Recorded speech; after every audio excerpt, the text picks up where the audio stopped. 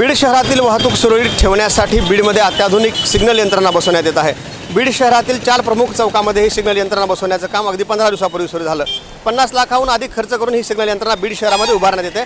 मात्र मी सध्या नगर नाक्यावर आहे। या ठिकाणी जे काही एक सिग्नल बसवण्यात आलं होतं ते सिग्नल रात्री आलेल्या अवकाळी पावसामध्ये निघून पडल्याचं चित्र आपल्याला या ठिकाणी पाहायला मिळते।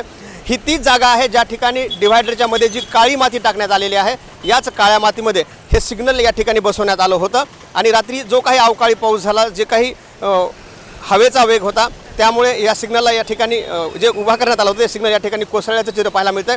तर याच चौकामध्ये दुसऱ्या बाजूला मी तुम्हाला एक सिग्नल दाखवण्याचा प्रयत्न करतोय। ते देखील सिग्नल आता एका बाजूला झुकल्याचं चित्र आपल्याला पाहायला मिळतंय। 50 लाखाहून अधिक खर्च करून नगरपालिकेनं ही अत्याधुनिक सिग्नल यंत्रणा बसवण्याचं काम सुरू केलं होतं। मात्र ही सिग्नल यंत्रणा सुरू होण्याआधीच कोलमडली आहे का, असा देखील प्रश्न आता नागरिकांकडून उपस्थित केला जातोय।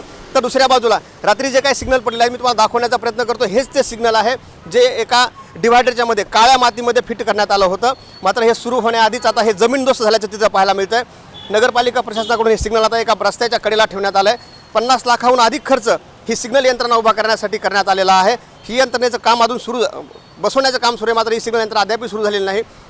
बीड शहरातील साठे चौक असेल, छत्रपती शिवाजी महाराज चौक असेल, नगर नाका असेल, यासह जे काही प्रमुख चौक आहेत त्या ठिकाणी अशी सिग्नल यंत्रणा बसवण्याचं काम सुरू आहे।